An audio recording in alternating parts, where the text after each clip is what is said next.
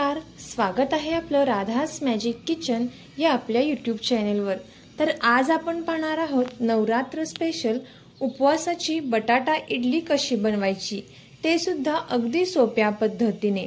चला तर मग आजच्या रेसिपीला आपण सुरुवात करूया।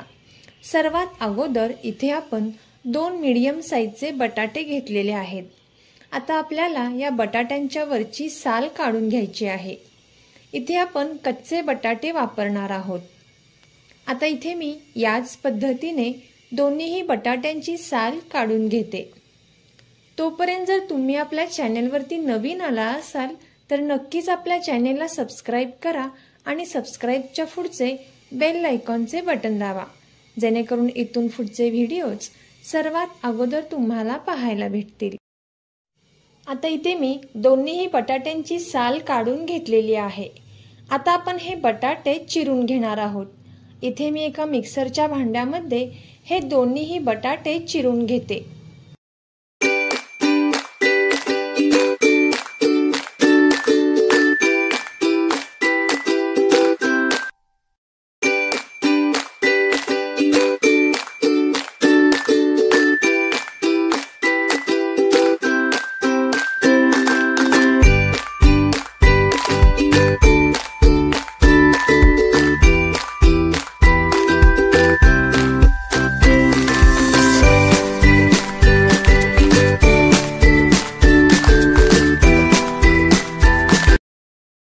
आता इथे आपण दोन्हीही बटाटे चिरून घेतलेले आहेत।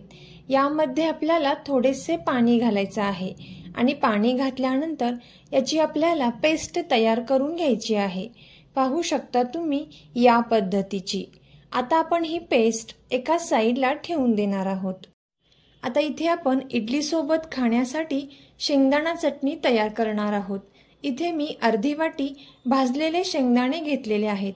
यामध्ये आपल्याला थोडीशी मिरची घालून घ्यायची आहे। मिरची तिखट तुमच्या आवडीनुसार तुम्ही कमी जास्त करू शकता। आता इथे आपण हे बारीक करून घेतलेलं आहे। हे बारीक केल्यानंतर यामध्ये आपल्याला थोडेसे पाणी घालून घ्यायचं आहे आणि पुन्हा एकदा आपल्याला हे बारीक करून घ्यायचं आहे। आता इथे आपण ही शेंगदाणा चटणी बारीक करून घेतलेली आहे। तुम्हाला जर पातळ हवी असेल तर तुम्ही यामध्ये थोडेसे पाणी घालू शकता। इथे मी यामध्ये थोडेसे पाणी घालणार आहे आणि चटणी पातळ अशी एकसारखी इथे आपली ही तयार झालेली आहे। आता आपण या चटणीला तडका देणार आहोत। इथे आपण ही चटणी एका बाउलमध्ये काढून घेऊयात। आता इथे मी ही सर्व चटणी एका बाउलमध्ये काढून घेतलेली आहे।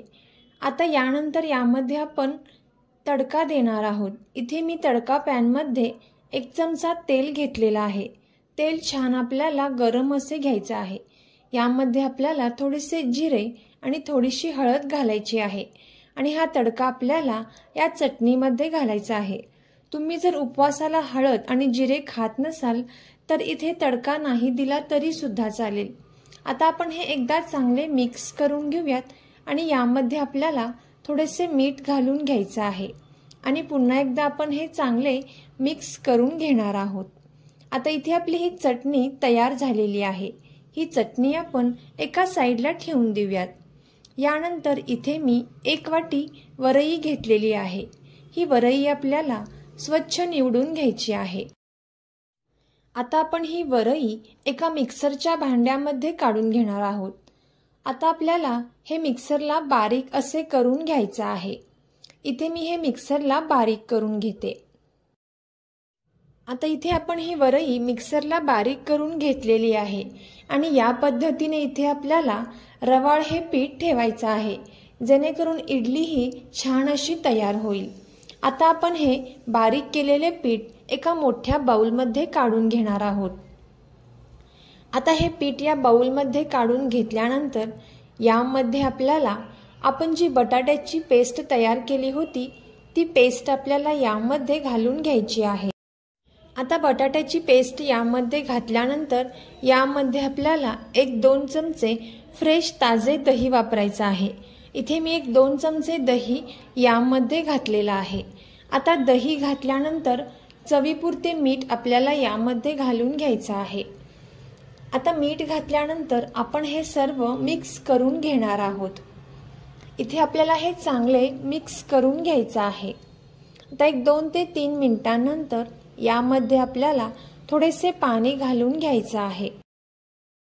आता इथे आपण ज्या वाटीने वरई घेतली होती त्याच वाटीने इथे आपल्याला अर्धी वाटी पाणी घ्यायचं आहे आणि हे पाणी आपल्याला यामध्ये घालून घ्यायचं आहे। पाहू शकता तुम्ही या कन्सिस्टन्सीचे पीठ आपल्याला हवे आहे। आता आपण यावरती एक प्लेट ठेवून 15 मिनिटांसाठी हे पीठ छान असे भिजून घेणार आहोत। 15 मिनिटांनंतर हे पीठ इथे छान असे भिजलेले असेल। आता आपण यावरची प्लेट काढून घेणार आहोत आणि पुन्हा एकदा आपल्याला हे पीठ चांगले मिक्स करून घ्यायचं आहे। आता यानंतर यामध्ये आपण 1 चमचा इनो वापरणार आहोत। तुम्ही ते बेकिंग सोडा देखील वापरू शकता। आता इथे मी 1 चमचा इनो यामध्ये घातलेला आहे। आता इनो घातल्यानंतर आपल्याला हे चांगले मिक्स करून घ्यायचं आहे। 1-2 मिनिटांपर्यंत आपल्याला हे एकसारखे मिक्स करत राहायचं आहे, जेणेकरून पीठ जे आहे ते छान असे फुलून येईल। आता इथे आपण हे चांगले मिक्स केलेलं आहे।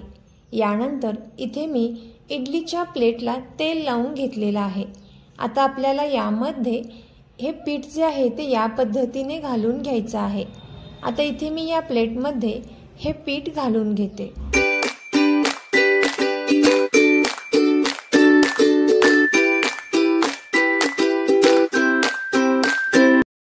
आता इथे आपण सर्व प्लेट्समध्ये हे बॅटर घालून घेतलेलं आहे।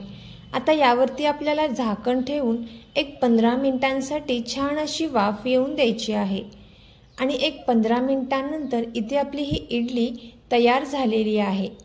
एका सुरीने इथे आपल्याला ही इडली चेक करून घ्यायची आहे।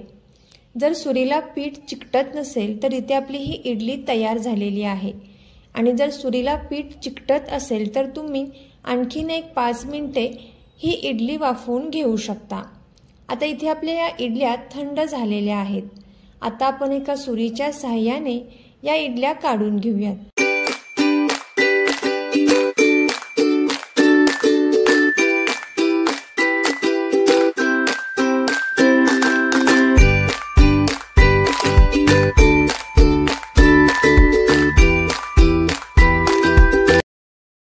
पाहू शकता तुम्ही इथे आपली ही मऊ लुसलुशीत इडली तयार झालेली आहे। तर तुम्ही सुद्धा याच पद्धतीने या नवरात्राला उपवासाची इडली नक्कीच करून पहा आणि कशी झाली ती कमेंट करून नक्की सांगा। तुम्हाला जर हा व्हिडिओ खरंच आवडला असेल तर नक्कीच हा व्हिडिओ आपले मित्रमैत्रिणी आणि नातेवाईकांसोबत शेअर करा। व्हिडिओ अगदी शेवटपर्यंत पाहिल्याबद्दल धन्यवाद।